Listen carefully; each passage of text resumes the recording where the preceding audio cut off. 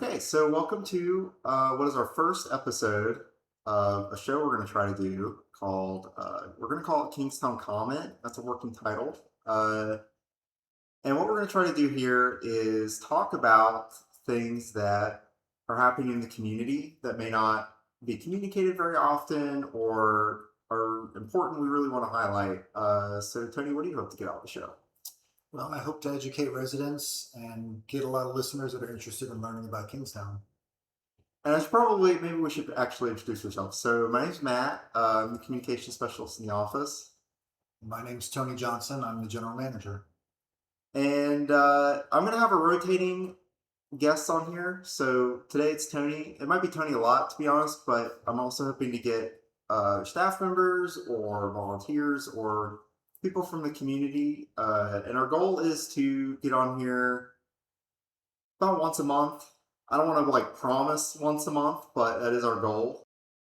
And what we're going to do is we're going to have a 15 to 20-minute show, and then we're going to do at least one, possibly two informative sections with like 5 to 10 minutes for each segment. And then we're going to close out with something that the people on the show are enjoying in the free time right at the end. So hopefully we're trying to get in and out within 15, 20 minutes because we know that y'all are busy and probably don't want to come home and spend 2 or 3 hours listening about your community association. So I think that's it for the intro. Do you have anything else you want to highlight or say about the show or anything, Tony? No, I think you covered it all. All right, so today for our first informational segments, we're going to talk about some surveys. So we're going to break and then we're going to come back and talk about some surveys we've done recently. We're back from break, and today I wanted to talk about 4 surveys we've done recently. But before we do that, I want to talk about why it is that we do surveys. So Tony, could you tell me about why, in your view, we like to do surveys or we try to do surveys? Absolutely, yeah. We've got over 5,300 homes in the community. Single family homes, townhomes, apartments, condos. There's probably over 15,000 people that live in Kingstowne, and your board of trustees is only 7 people. There are 12 people that work in the office, so trying to get a broader sense and view of what the residents and our constituency thinks is very important to me and very important to our board. Yeah, and I want to say that the reason we pick some of the survey topics that we pick is because we have, either a perennial person or group of people, or we have a constant trickle of different individuals who bring ideas or suggestions or problems that they have to us, and we're trying to respond to that. So, and before we do that, we need to see if those questions or those suggestions are held by everybody and not just the 5 or 10 people a day that we talk to.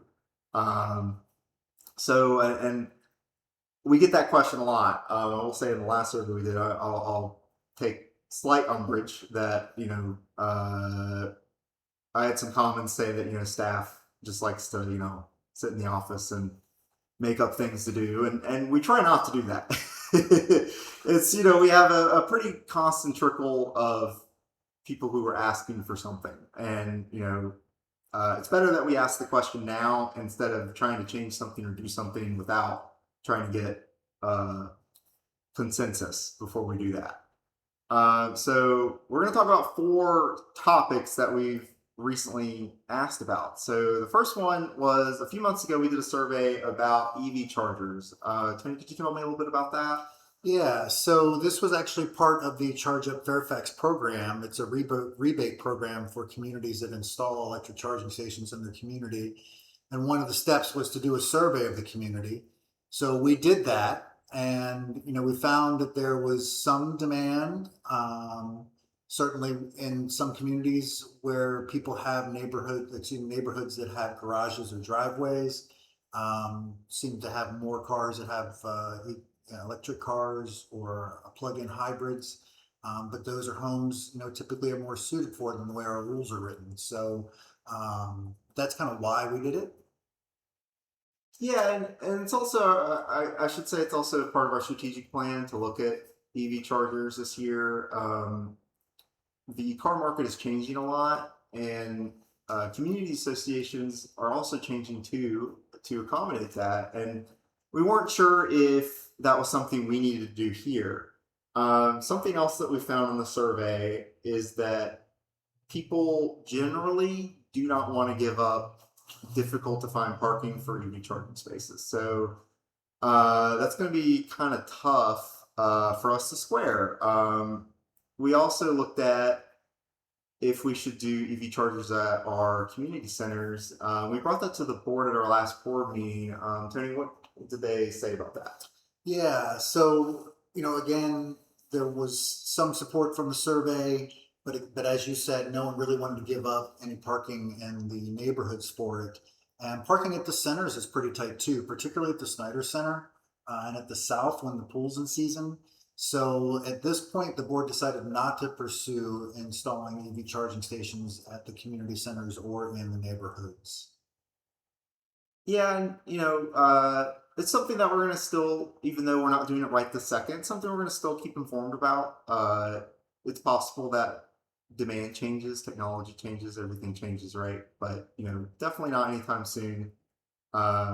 Then the next survey we did was we sent out a survey about whether the business office should get renewable energy credits applied to our energy bills. So this is an idea where basically anybody, and it could be residents too, you can go onto your Dominion Energy portal and say, I would like part of my energy bill every month to go towards renewable energy or carbon offsets. Can you tell me a little bit about that survey, Tony?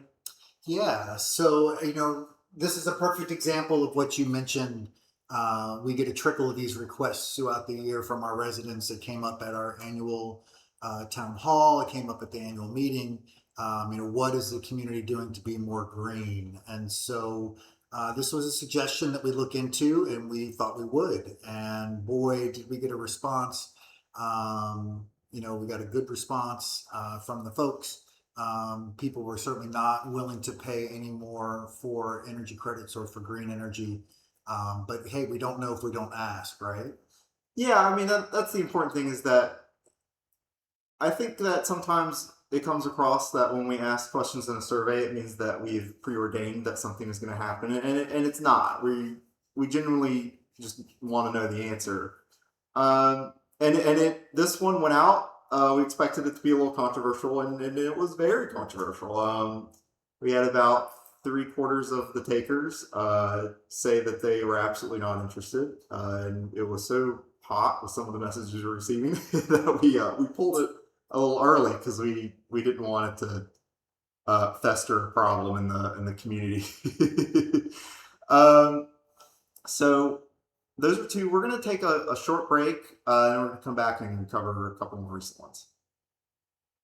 Okay, so we're back from break, and we have a couple more surveys to talk about real quick.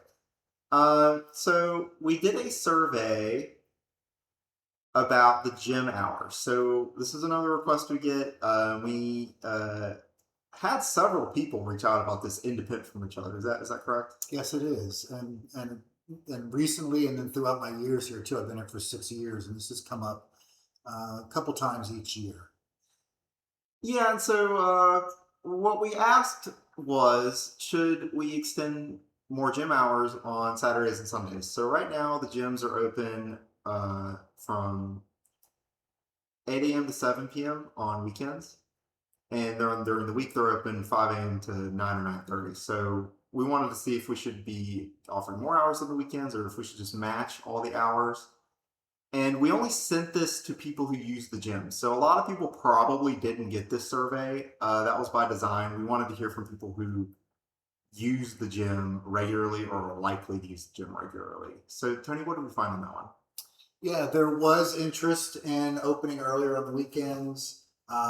People actually indicated they were interested in having the later hours on the weekends, which usually the request we get is to open earlier. So that is something the board is still looking at. We're looking at usage on the weekends. I will say that Mackenzie, our recreation director, who hires and manages the staff that works the front desk at the fitness centers, has indicated it may be difficult to find people to staff it that early. So there are some operational challenges we have to overcome. We can't just, with the stroke of a pen, make this happen. But it is something the board is still looking at. Yeah, and I want to be clear too, from what Tony said. On the survey, the question we asked were solely about the early hours, but we received several unprompted emails and phone calls and such about opening later too. So if you saw the survey and didn't see a question about late hours, and you're like, "Well, why are we talking about that?" It's because people wrote us independent of the survey. So we apologize for if that murked up anything. So yeah, we're working on it. We're looking at it with the board. And the next board meeting from now is going to be in September. Is that correct? Yes. Yeah. So we might have some more information about that after that meeting. And but just stay tuned. It might take a little bit, but we are looking at it. Then the last survey was a big one. So we made a big deal out of this one. We advertised it in the magazine, put it on the website. We email people a lot. This one was about parking.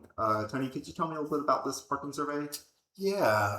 So, parking is a problem throughout Northern Virginia. I've been managing communities for over 20 years. It's been a problem at almost probably 99% of the communities that I've managed. I can think of one where parking was not a problem.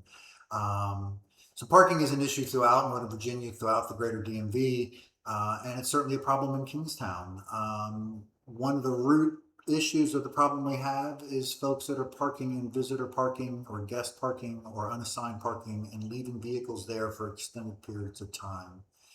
It's very difficult for us to police that. I don't want my staff touching a vehicle or marking a vehicle. There's safety issues with that. So it's hard for the staff to determine how long a vehicle has been parked or abandoned in a spot. So that's difficult for us to enforce. We looked at methods to modernize our parking. There's a software called Park by Plate that would require residents to register their own vehicles and their guest vehicles, but would allow us much greater control over the parking and allow better enforcement. And that's one of the questions that we asked in the survey.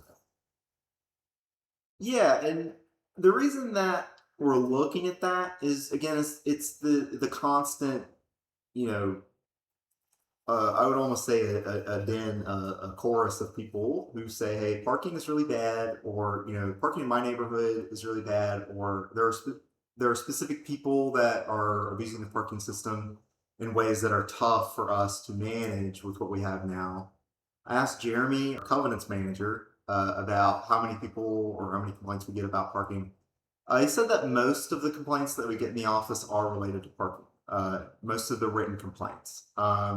He also said that a lot of our phone calls and walk-ins are about parking or related to parking.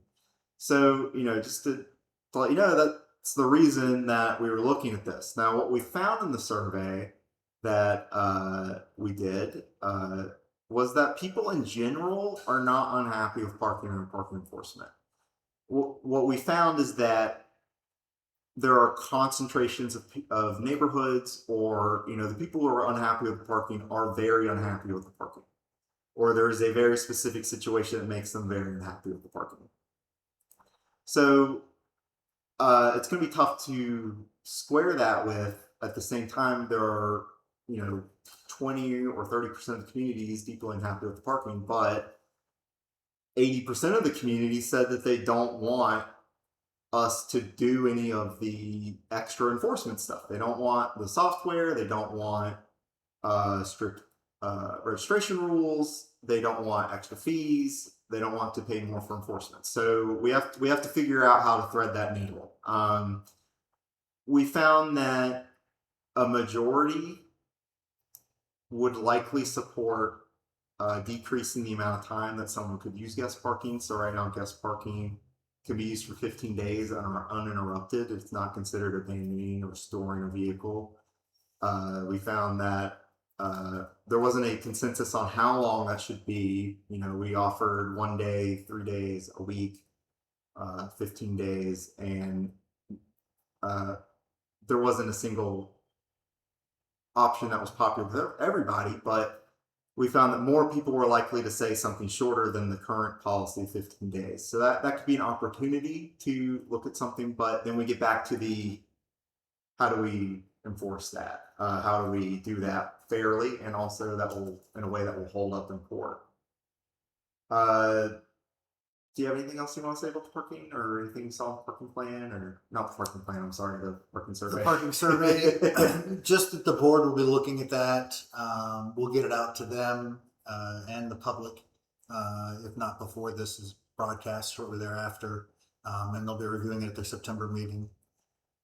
Yeah, so we're recording this on a Wednesday, and I'm going to try to post this on Wednesday very bravely. And my goal is to put out the final full report by the end of this week. I'm just giving staff a little bit more time to look at it and make sure that we agree with the conclusions and that we agree not with the. I should specify agree with the conclusions of the report, not whether we agree with the results. So yeah, so if you took the time to answer any of these surveys, we really appreciate it. They really help us a lot. They help us figure out what people want or what people don't want. It's great when we get surveys like this that are 80-20 or 70-30. It helps us say, okay, this is definitely not something that we want to do, or this is something we definitely want to do. Because ultimately, what we want to do in the office, what the board wants to do, what everybody who works with or works for Kingstowne wants to do is create a community that serves the community as best we can for as many people as we can. And y'all are a part of doing that, so we really appreciate it. All right, so we're going to take a break, and then we're going to come back and we're going to talk about something that we enjoy in our free time. Okay, so we're going to come back from break, and in this last segment, what we're going to do every time is we're going to say something that we're enjoying our free time, just so you can get to know staff a little bit better, and maybe you'll hear something that you like, and you'll take a chance on it and have a good time yourself. So, Tony, what's something that you've been enjoying in your free time lately? So I've been reading, or actually rereading for, gosh, the dozenth time, Siddhartha by Hermann Hesse. Siddhartha tells the story of a young man searching for enlightenment in ancient India. He's unsatisfied with traditional religious teachings and leaves his home to explore many different paths, but finds none that bring lasting fulfillment. Eventually, he loses everything and settles by a river with the ferryman, where he learns that wisdom comes not from teachers, but from life's experiences. By accepting both joy and suffering, he finally finds inner peace. The novel's central message is that true wisdom cannot be taught. It must be discovered through living, reflecting, and embracing the interconnectedness of all life. So I've enjoyed rereading that again. Okay. Well, it sounds like you're a big thinker. That's good. I like to read a lot of reflective content too, so I will probably one day bring something like that. So what I've been enjoying in my free time lately is a show that came out this month called Ghost in the Shell. It's a new show that's a new adaptation or a remake of a comic book that came out in the late 80s and early 90s. And it's in this genre called cyberpunk, and the genre is about technology. It's about people's anxiety of technology. There's usually a element of skepticism or concern about society or government, things like that. And this show is set in the near future. It's set in 2029. It's set in New Tokyo, and it's about a crime-fighting unit, anti-terrorism unit who deal with cyber crimes, deal with people who use AI or they use robots or androids to commit crimes, to commit espionage, and it's really cool. The animation style is really cool. I should say it's an animated show, and I highly recommend it. It's been a lot of fun. I think that is it for the show. So here's what we're gonna do. So again, this is a pilot. So we need to know if people are listening to this. We need to know if people care about this, because we don't want to do it if people don't want to listen to it. I will say that I know the audio is not great. We're not going to spend money on the show until we know people want to hear it. So if you would like to hear more shows like this, or if you like this content, or if this is useful for you, if you could leave a comment or like this video. This is on YouTube today.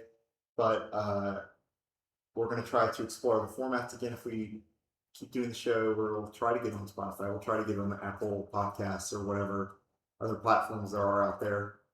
So again, just tell us if you like the show. If you don't want to leave a comment, you could also email us at kingstowne@kingstowne.org. If you have a better name suggestion, or if you have artwork for the show, or if you have music for the show, we would love to use resident generated music or art. I'm going to tell you that the music today was copyright free music you can get off for free off YouTube.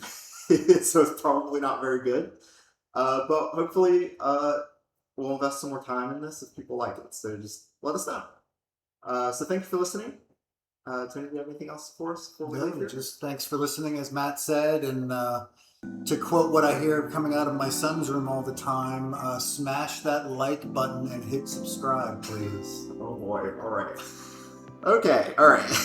Well, thank you for joining us.